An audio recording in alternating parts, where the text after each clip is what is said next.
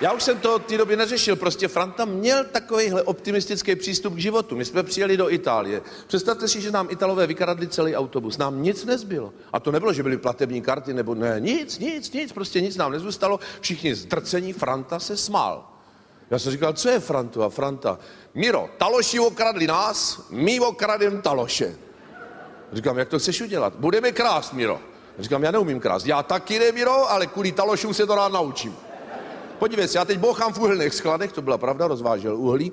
Mám tam ředitela, manželku, 2 dcery, všichni chcou džíny, u nás nejsou, to byly 70. leta, tady je jich plno, love nám ukradli, tak jim ukradnem džíny.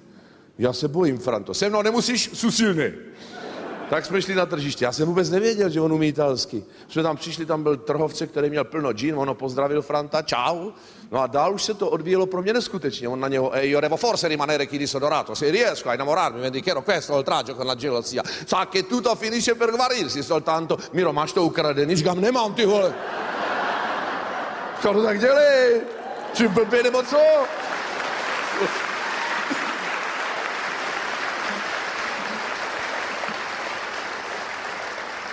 Jak myslíš, že se dlouho s ním budu vybavovat? Ty si myslíš, že mám takovou slovní zásobu, nebo co?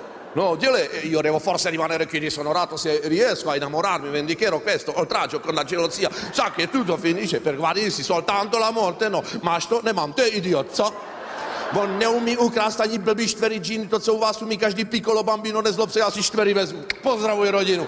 A ten vůl nám mával, normálně.